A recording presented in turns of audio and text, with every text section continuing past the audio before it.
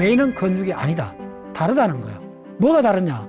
다른 쪽에서는 상당히 같은데 한 포인트에서는 완전히 다른 경우가 있다는 거예요. 근육은 키우려면 점점 웨이팅, 무게를 올려야 되는데 브레인을 키우려면, 잘 들으세요. 브레인을 키우려면 점점 어려운 걸 하는 게 아니고, 조심해야 돼요. 점점 고난이도 하는 게 아니고 더 본질적인 거는 더 쉬운 쪽으로 가라는 거예요. 오마이 사이언스. 이거 조심해야 돼요. 이거 하면 댓글로 반론 단장 나올 거예요. 그 말이 되느냐고. 말도 안 돼. 그게 맞는 이야기야?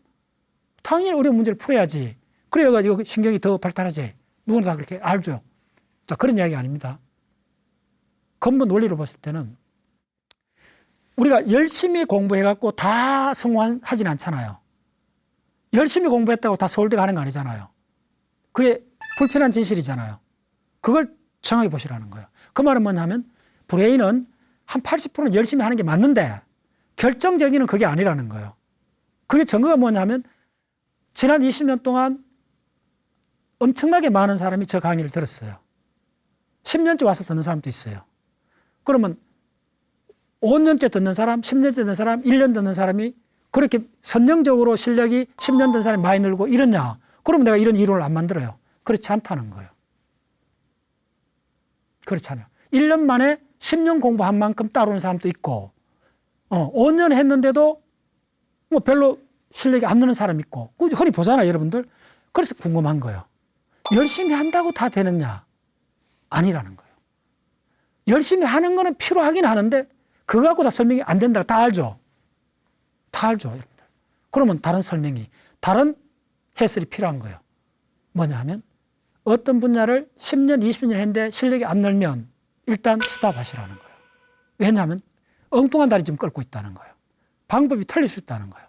딱 멈추고 내가 했던 방법을 총체적으로 숲을 보는 맥락에서 다시 한번 보라는 거예요. 그럼 뭔가 딱 잡히는 게 있을 거예요. 그래서 제가 만든 방식이 바로 공부의 공식이 있어요.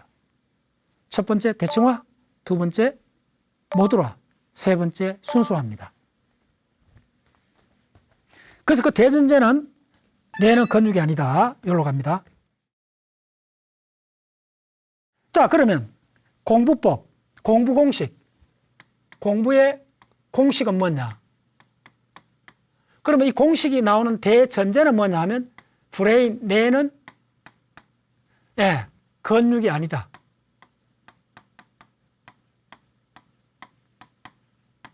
이 말만 따라오시면 다 풀려요. 그리고 이렇게 탁탁탁 푸는 방식을 순수화라 그래요. 자, 어떻게 푸는가 보세요. 브레인은 결코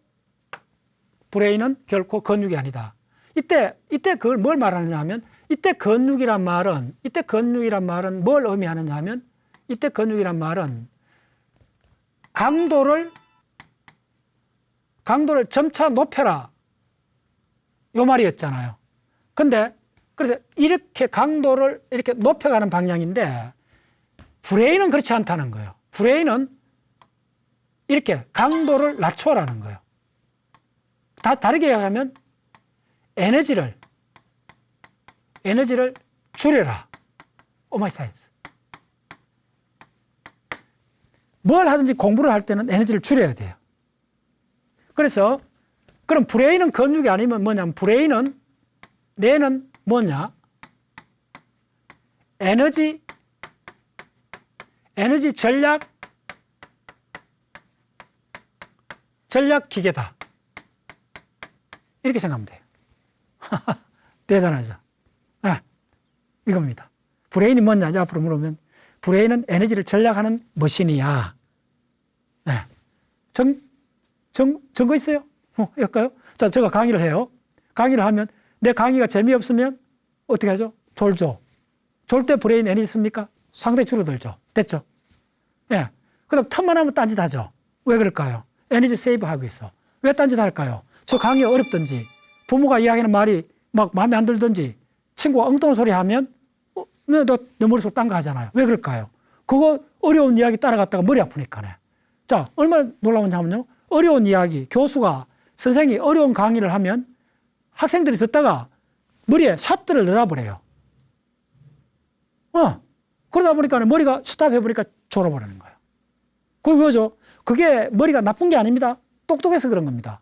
뭐냐면 내가 이해 못하는 거 발버둥 쳐갖고 에너지 써봤자 머리만 아프지. 스트레스 받지.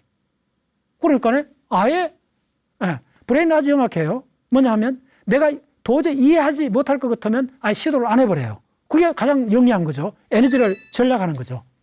그거 말고도 할 일이 많은데 그렇잖아요. 바로 이 문제입니다. 이게 대전제라는 거예요. 근데 건축은 안 그래요. 건축은 굉장히 단순해요. 무조건 건축을 키우든지 내버려두면 그냥 리셋돼 버려요. 두 가지 방향밖에 없어요. 근데 브레인은 그렇지가 않아요. 왜냐하면 정답이 하나가 아니니까요. 그 다음에 정답이 하나라 해도 접근하는 길이 무수하게 많으니까 각자 길을 찾아가는 거예요. 그래서 사람이 이렇게 다른 거예요. 오케이. 그래서 브레인은 건축이 아니라는 거예요. 그런 의미에서 어떤 의미? 브레인은 에너지를 절약하기 위해서 지구상에 출현한 최고의 머신이라는 거예요. 가장 적은 에너지로 지난번에 내가 강의 때 해줬잖아요. 브레인이 쓰는 에너지가 한 90와트인가 그래요. 그냥 백열 전등, 100와트 전등 그 정도밖에 안 돼요. 그리고 이 브레인은 글루코스 에너지를 쓰는데 이 어떻게 쓰느냐면 뇌는 다 강의했잖아요. 4g 포도당을 써요. 포도당을 쓰는데 시간당 4g 쓰니까 10시간 보통 브레인이 쓰는 게 하루에 거의 한 100g 오다 이렇게 될 수도 있어요. 그다음에 집중적으로 할 때 막 탈진할 정도로 화가 났을 때나 막 슬퍼 울 때 시간당 얼마 쓰느냐 하면 10g까지 써요. 10g. 예. 아주 슬플 때, 감정 폭발. 감정이 격양됐을 때 가장 글루코스를 많이 써요. 그러니까 여러분들, 지난번 강의했잖아요. 통곡을 10분 이상 할 수 있는 사람은 없습니다. 탈진해버립니다. 에너지 다 써버리니까. 그러니까 브레인은 진화하면서 최고로 우선시하는 거는 무조건 하고 에너지를 줄이는 거예요. 그래서 사람이 활동적이지 않으면 관심 분야를 줄입니다. 왜냐하면 에너지가 많이 드니까. 그래서 나이 들면 새로운 사람 만나기 어렵고 그 모임에 가기 힘든 이유가 뭐냐 하면 새로운 사람 만나고 모임에 나가려면 어마어마하게 이 브레인의 로드가 스트레스가 걸립니다. 그 비용이 감당할 수 없기 때문에 방에 웅크리고 있는 겁니다. 수십만 명이 방 속에서 안 나오고 웅크리고 있다 그러잖아요. 그렇게 표현하잖아요. 그게 왜 그럴까요? 바로 사람을 만나거나 사회활동할 때 엄청난 에너지가 듭니다. 그래서 브레인은 에너지 세이브하는 걸 최우선을 하기 때문에 근육이 아니라는 거예요. 근육을 키우려면 점점 에너지를 많이 써야 돼요. 점점 무거운 걸 들어줘야 돼요. 그래 근육이 커요. 그래서 원리가 근본적으로 다르다는 거예요. 근본적으로 원리가 다르다는 걸 이걸 놓쳐버린 거예요. 자 그러면 공부 공식은 바로 이 대전제라고. 그러면 무조건 하고 에너지를 줄여줘라. 그래서 뭐냐면 편해야 오래 간다. 오래 한다. 여기서 도술 나온 거야. 편하다는 뭐죠? 에너지 적게 쓰는 거예요. 친구 만나가 잡담하고 놀면 가장 편안하죠. 왜 그럴까요? 뭐 어려운 문제 푸는 거 아니까요. 기분이 좋으니까요. 편안한 거예요. 그래서 편안하단 말이 안정적이란 말이 되고 그게 나중에 아름답다까지 바뀌어요. 이렇게 됩니다. 굉장히 그래서 이 브레인의 대원칙은 끝없이 에너지를 줄이는 머신이다. 그래서 그러면 우리가 알고 있는 우리가 열심히 해야 되고 집중해야 되는 그런 부분이 확실히 있잖아요. 그냥 80% 있어요. 이게 어떻게 모순을 극복하느냐 이 문제를 아셔야 되는데 브레인이 참으로 탁월하게 에너지를 줄이는 가장 좋은 메커니즘을 찾아냈어요. 그래서 수학을 공부하든 뭐 물리학을 하든 역사를 공부하든 어떤 공부를 할 때 에너지를 최소화하는 그 단위를 찾아라. 그래서 에너지를 최소화하는 이 원리, 에너지 최소 원리 뭐예요? 바로 공부의 에너지 최소 원리를 찾으면 돼요. 그게 뭐냐 하면 바로 지금까지 이야기했던 대칭화, 모듈화, 그 다음에 순서화. 첫 번째, 그러면 이게 에너지를 최소화하는 원리에서도 나오는데, 여기서 출발이 어떻게 되느냐 하면 딱 하나만 먼저 아시면 돼요. 그게 90%예요. 뭐냐면 대칭화만 이게 무슨 말인지 알면 바로 이 대칭화에서 나오는 게 자, 바로 대칭화에서 가장 단순한 대칭화가 뭐냐면 사각형입니다. 그다음에 이 사각형을 모듈로 하면 모듈을 그냥 쌓으면 뭐가 되느냐 하면 바로 빌딩이 되죠. 그 다음에 이 모듈을 순서에 맞게 연결하면 뭐가 되죠? 기차가 되죠. 그래서 알아야 되는 거는 이 모듈 하나입니다. 이게 바로 사각형이라는 거예요. 이게 대칭합니다. 자, 그러면 이 대칭하라는 게 뭐 그렇게 간단한 이야기를 저 A란 박사가 저렇게 그래 강조를 하느냐. 그걸 이해를 하셔야 돼요. 이 사각형이 도대체 뭔가를 이해하는 게 핵심입니다. 자, 이거는 먼저 도입부 이야기를 드셔야 돼요. 이런 겁니다. 이거는 하나 역사적 사건하고 링크되어 있습니다. 언제냐면 1832년 어디서? 프랑스에서 어떤 젊은이가 21살 먹은 어떤 젊은이가 어느 날 새벽에 급히 편지를 써요. 새벽 4시에 편지를 써요. 무슨 편지인데? 그 편지 한 장이 1832년에 프랑스에 수학을 연구했던 젊은 수학도가 자기 운명을 직관하고 편지를 씁니다. 왜 운명을 직관했다느냐 하면 그 다음날 그 젊은이는 공개 결투에서 죽습니다.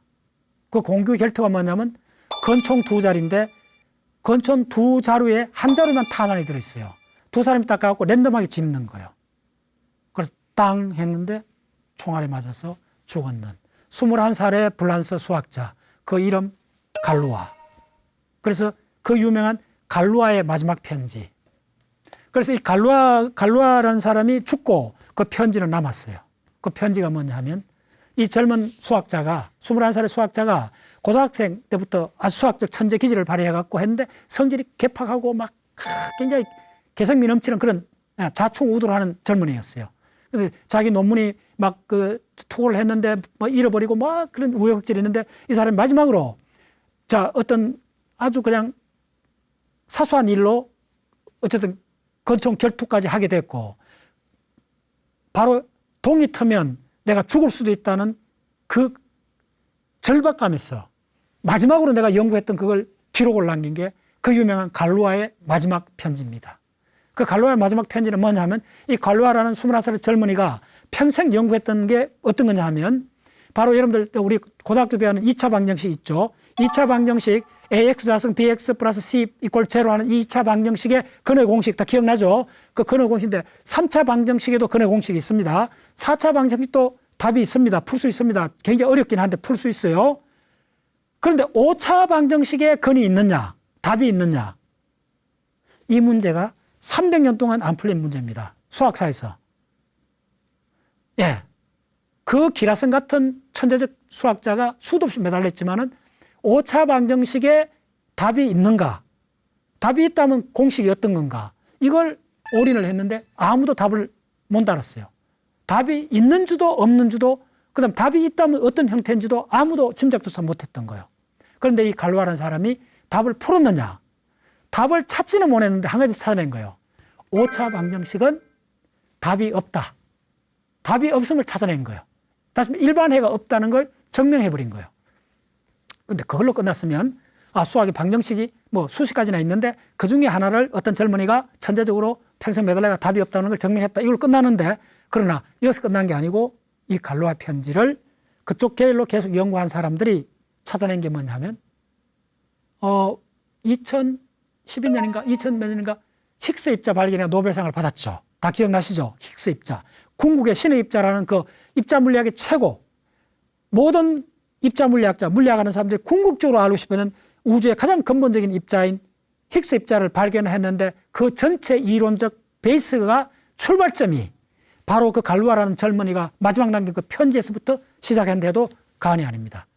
바로 그 갈루아의 마지막 편지가 만들어낸 게 뭐냐면 바로 여러분들 집합론이라는 군 시어리, 그룹 시어리, 그룹을 군이라 그래요. 군 덩어리. 그래서 갈루아가 특히 중요해졌던 거는 그 군이 여러 종류가 있는데 이건 수학사를 공부를 해보면 그 군이라는 거, 그룹이라는 게 집합이라는 게 여러 종류가 있는데 그 중에 어떤 그룹이냐 대칭군. 대칭군에 대한 언급이 있었어요. 이 대칭군에 대한 언급이 나중에 입자 물리학에서 자, 양성자, 중성자, 쿼크 알죠? 어쿼크, 다운쿼크. 야, 뭐 양성자 같으면 어쿼크 2개, 다운쿼크 하나. 자, 제가 목적 강의를 많이 했잖아요. 그렇게 소립자를 분류하는 그 근본적인 메커니즘이 바로 군론에서 나옵니다. 오마이 사이언스. 우주의 궁극의 입자를 분류하는 그 군론의 출발점이 그 갈루아의 마지막 편지에서부터 시작했다 해도 과언이 아닙니다. 그래서 거기서 처음으로 대칭이란 말이 바로 대칭군에서 나오는 겁니다. 그걸 제가 훔친 겁니다. 그래서 이 갈루아가 먼저 이걸 제가 대칭화라는 말을 거의 20년 동안 쓰고 있습니다. 이때 이 대칭화란 말이 뭐냐? 이 대칭이란 말이 뭐냐? 이거만 알면 딱 돼요, 여러분들이. 좀 빨리 하겠습니다. 자, 그 다음에 이 대칭이란 말이 또 한 번 일이 부각되는 게 언제냐면 아마 1940년도인가 모르겠습니다. 한번 찾아보세요. 아인슈타인이 그때 미국에 있었습니다. 아인슈타인이 뉴욕 타임즈에 추도 기사를 썼습니다. 아인슈타인이 뉴욕 타임즈에. 그 기사가 뭐냐 하면 한 여성 과학자를 기리는 추도의 글을 기고를 한 거예요. 그 여성 과학자가 누구냐 하면 독일에 있는 여자 수학자입니다. 그 이름이 유명한 네테르라는 여자 수학자예요. 그때 이제 그 göttingen 대학의 수학의 최고봉은 누구였나 하면 힐버터. 세계적인 수학자 힐버터가 있었고 그쪽에 아마 여자 수학 교수가 되는 거 그래요. 그 네테르라는 여자 수학자가 했던 그 물리학에서 특히 입자 물리학에서 가장 중요한 하나의 원칙을 하나의 그걸 증명을 한 게 있어요. 그걸 뭐냐면 정리. 그걸 뭐냐면 네테르 시어리라고 그래요. 네테 시어리. 네터 정리. 그래서 이 네터라는 여자 과학자 이름을 따갖고 이 네터 정리라는 게 있습니다. 네터의 정리가 이게 뭐냐 하면 네터 정리를 딱 우리나라 말로 해석을 해드릴게요. 영어로 이렇게 되어 있습니다. One symmetry corresponds to one conservation law. 다시 할게요. One symmetry corresponds to one conservation law. 하나의 시메트리가 있으면 하나의 보존되는 양이 있다. 이 말입니다. 그래서 하나의 시메트리, 대칭은 곧장 뭐냐면 하나의 보존량이 출현한다는 거예요. 하나의 보존량이 출현한다는 거예요. 그러면 자 빨리 해둘게요. 하나의 대칭 했을 때 이게 뭐냐 하면 첫 번째 여러분 아는 공간 대칭에서 뭐가 나오느냐 하면 보존량이 뭐냐 하면 운동량이 나옵니다. 그래서 운동량 보존이 항상 어떤 조건에서 일어나야 되겠다는 운동량 보존의 법칙이 됩니다. 그 다음에 또 하나의 대칭이 뭐냐 하면 시간 대칭입니다. 시간 대칭에서 보존량은 뭐냐 하면 바로 유명한 에너지입니다. 그래서 여러분들 중학교 때 배웠죠? 에너지 보존 법칙이 나옵니다. 그래서 물리학은 요거 두 가지 보존 법칙을 이걸 수식화한 것을 뭐라 그러냐? 이걸 물리학이라고 합니다. 오마이 사이언스. 이걸 물리학이라고 합니다. 물리학은 운동량하고 바로 에너지의 보존 법칙을 바탕으로 이루어진 학문을 물리학이라고 합니다.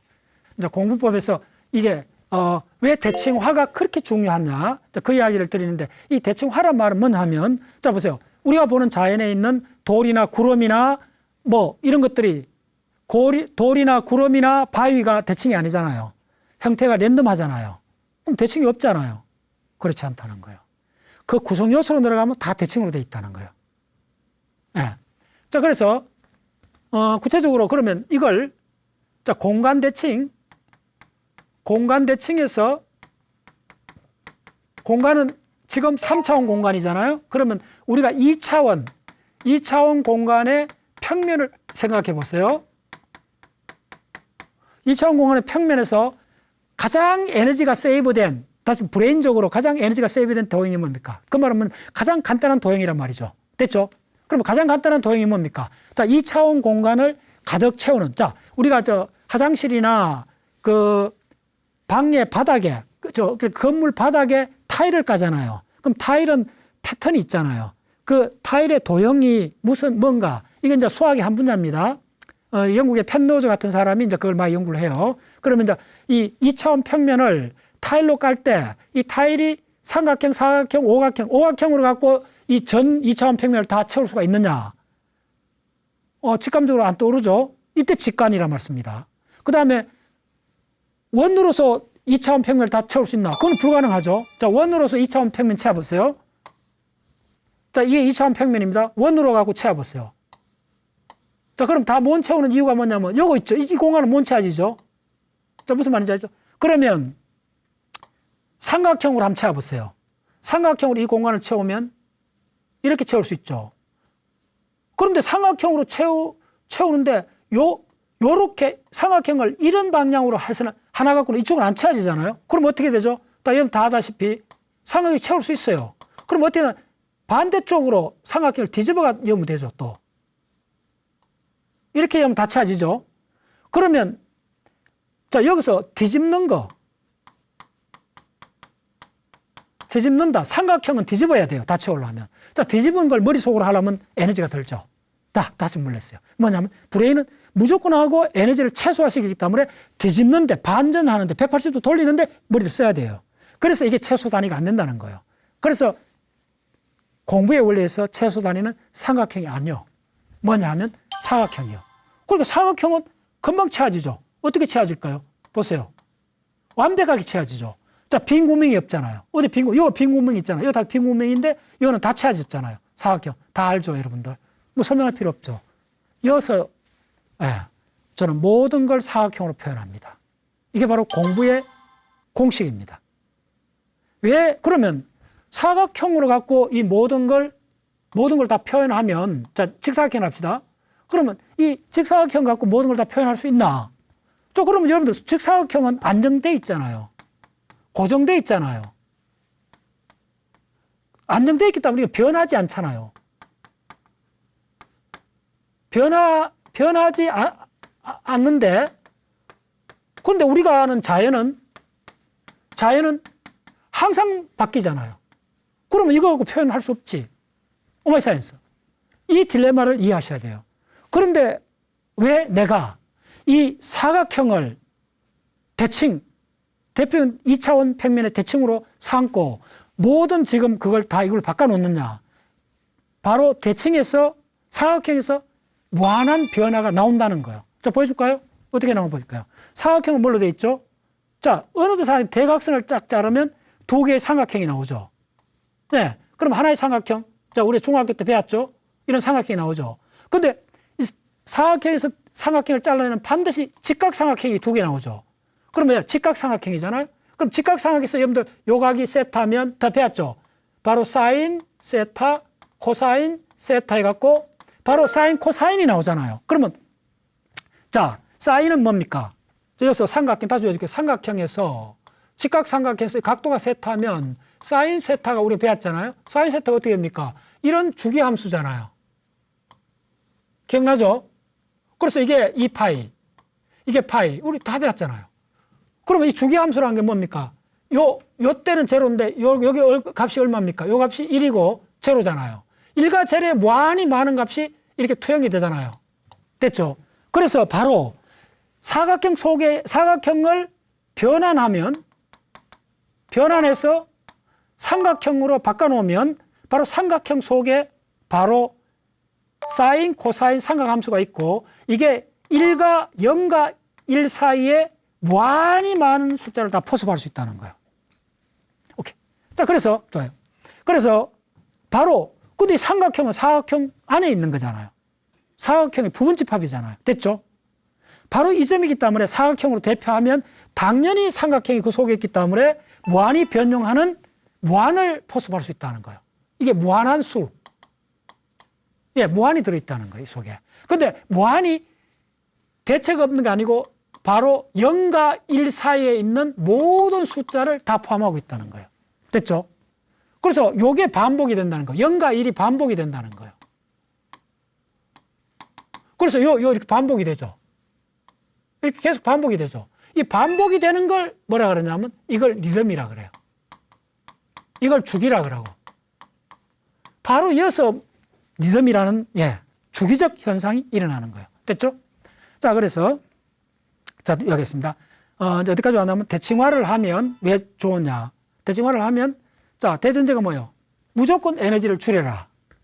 예, 에너지를 최소화하는. 이어서 대칭화를 하면 에너지를 최소화할 수 있다는 거예요. 에너지를 최소화하니까네 자, 부하가 안 걸리죠. 공부를 오래 할 수 있죠. 자, 내가 하나를 표현할게요. 대칭화를 하면 자, 그대로 한번 보여줄게요. 유럽 사가 굉장히 복잡해요. 중국 사가 정보가 1이라면 유럽 사는 정보가 한 3쯤 돼요. 제가 봤더니. 그러면 유럽 사를 어떻게 공부합니까? 자, 이제 공부법이죠? 그러면 바로 대칭화를 쓰라는 거예요. 그러면 유럽의 역사라는 거는 유럽이란 땅이 있고, 유럽이란 대륙이 있고, 유럽의 여러 민족들이 사는 거 아닙니까? 그 역사를 불란사, 영국사, 독일사를 한꺼번에 끝낼 수가 있다는 거예요. 어떻게? 자, 옛날로 돌아가면 사람들은 평지에 살잖아요. 그래서 논밭을 만들고 농사를 지어야 되니까요. 산에서는 농사 지을 수가 없잖아요. 그러면 평지는 어떻게 생깁니까? 바로 강이 만든다는 거예요. 됐죠? 강이 바로 선상지를 만들고, 바로 논밭을 만들잖아요. 강에 의해서 만들어집니다. 그러면 강을 따라가면 돼요. 자, 근데 유럽의 강이 뭐 10개쯤 되잖아요. 그거 어떻게 다 기억해요?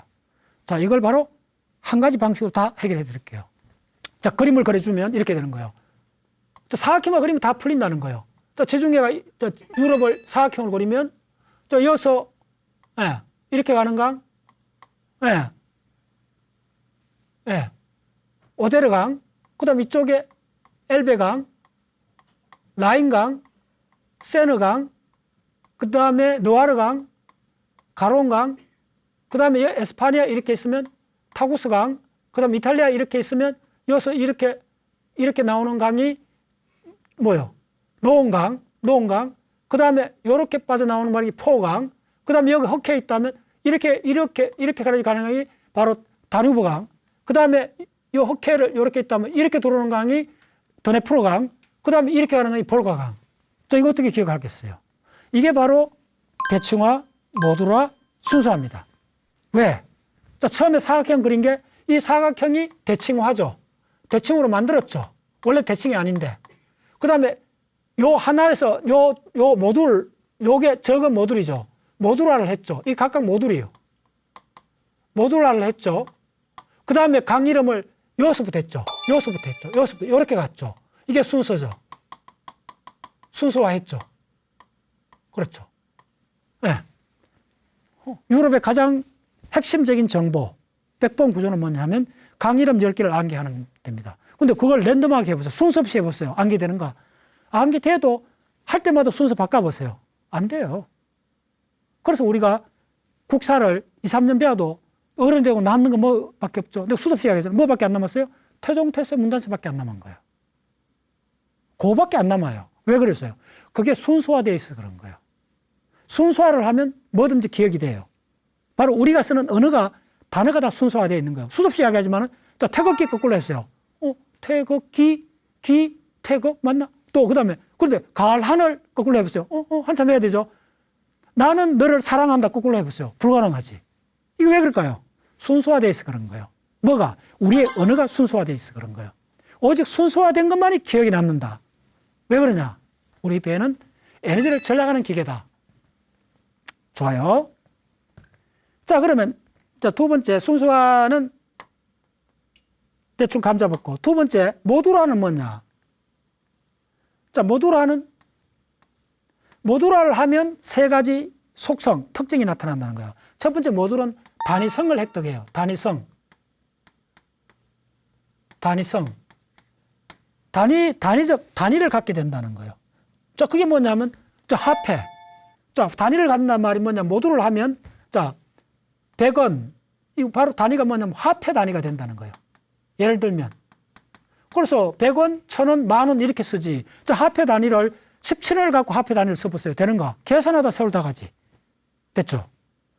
브레인은 건축이 아니라는 거예요. 무조건 최소 단위를 찾으라는 거예요. 그리고 최소 단위만 찾으면 가들이 자동으로 복제가 된다는 거예요. 자동으로 연결이 된다는 거예요. 그래서 단위성을 찾으면 곧장 보게 되면 교환성이 생긴다는 거예요. 교환 가능해진다는 거예요. 그래서 우리가 소립자, 입자 물리학을 해보면 우주의 그 네 가지 힘, 양력, 중력, 강력, 전자력, 그걸 간단히 보면 상호작용을 표현해요. 그래서 농구공을 주고받듯이, 배구공을 주고받듯이 전자기력이든 양력이든 다 뭐냐면 주고받는 힘을 매개로 하는 입자가 교환된다 그래요. 그래서 우주를 구성하는 네 개의 힘은 교환력입니다. 왜냐하면 교환하는 단위가 있다는 거예요. 입자가 있다는 거예요. 그래서 이걸 물리학에서는 교환이라 부르고 이걸 힘이라 그래요. 물리학에서 그 중요한 힘이 교환에서 나온 거예요. 그래서 모듈을 하면 단위가 되고 단위가 되니까 교환 가능해지는 거예요. 그래서 대칭화, 모듈화 됐어요. 그 다음에 단위성을 확보하고 교환 가능해지면 어떻게 되느냐? 힘이 생겨버린 거예요. 그럼 뭐냐 하면 바로 완전성이라 그래요. 이걸 수학에서 뭐냐면 컴플리트란 말을 써요.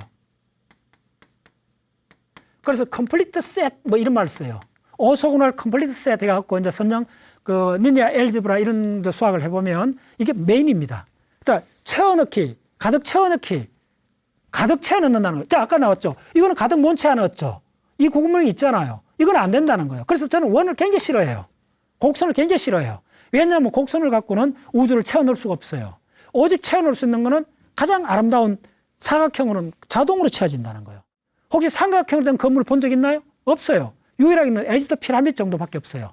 지구상에 1000만 개도 넘는 빌딩이 있지만 다 내가 보는 면은 사각형이에요. 그게 왜 그럴까요? 그게 자연이 그렇게 됐을까요? 안 그렇다는 거예요. 그게 왜 그렇게 됐냐 하면 그게 바우하우스라는 바로 그 유명한 2차 대전 그전 무렵에 그 독일에서 있었던 하나의 그런 실용 미학의 거대한 그 지적 그런 그룹에서 만들어낸 미학의 프로토타입이 직사각형으로 보시면 됩니다. 간디스킨 사각형 기억나시죠? 예. 그래서 그쪽에서 북유럽에서 시작했던 바우하우스 미술 공예 문화 운동이 뭘로 바뀌느냐면 그게 손자가 지금 이케아 가구입니다. 이케아 가구는 뭡니까? 다 아시잖아요? 가격은 어느 정도 적당한데 조립할 수 있잖아요. 조립할 수 있다는 말이 뭡니까? 각 부품이 모듈화되어 있다는 겁니다. 갖다 끼우면 된다는 거예요. 갖다 끼우면 된다는 거예요. 갖다 끼우면 된다는 거예요. 그게 바로 모듈이고 끼우는 순서가 중요하니까 순서화되어 있다는 거예요. 그리고 전부 다 판때기, 나무 다리 됐죠. 네. 그리고 이 모듈화 대칭화 순서는 우리 모든 동물의 몸의 설계도도 그렇게 되어 있습니다. 자, 우리 몸도 대칭으로 되어 있죠. 그리고 모듈이 어디 있어요, 우리는? 자, 우리 모듈은 척추, 마디, 이게 모듈입니다. 30개도 넘는 척추, 마디가 다 독립적인 모듈입니다. 자, 손가락도 보세요.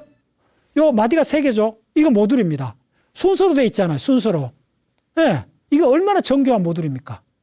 이걸 브레인을 해보면 우리 브레인의 몸뚱아리 전체의 움직임을 만드는 이 DNA 피질보다 이 손가락 5개 움직이는데 더 많은 영역이 할당되어 있다는 거예요. 왜 그럴까요? 이게 바로 순서와 모듈화로 되어 있어서 그런 거예요. 오마이 사이언스.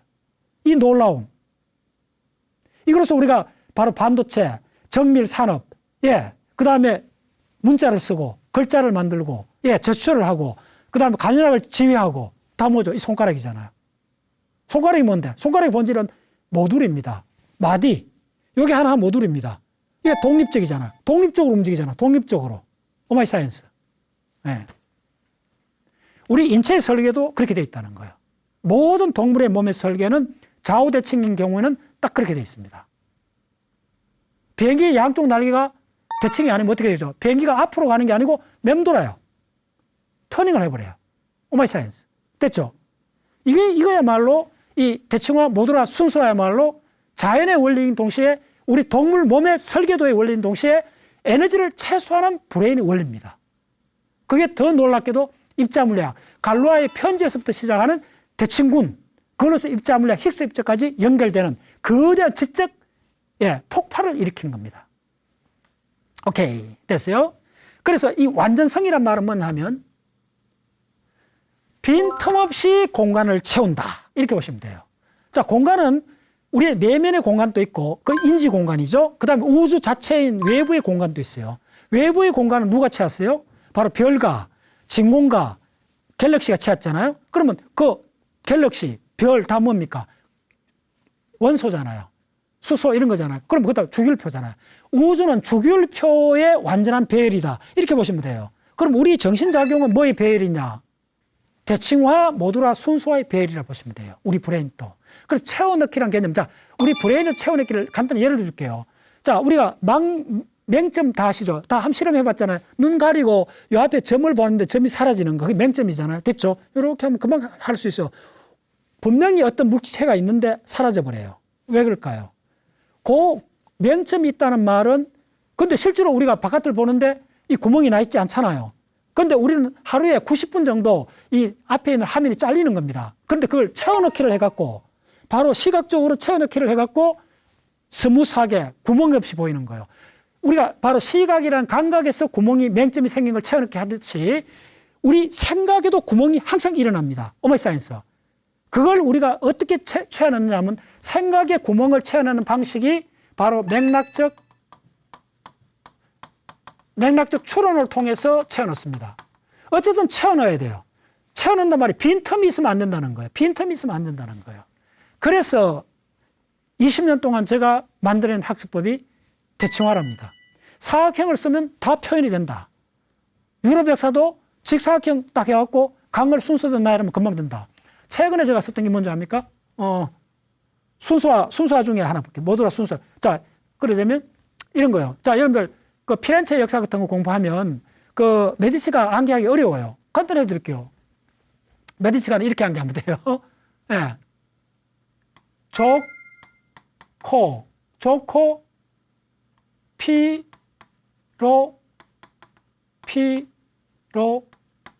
카. 끝났어요.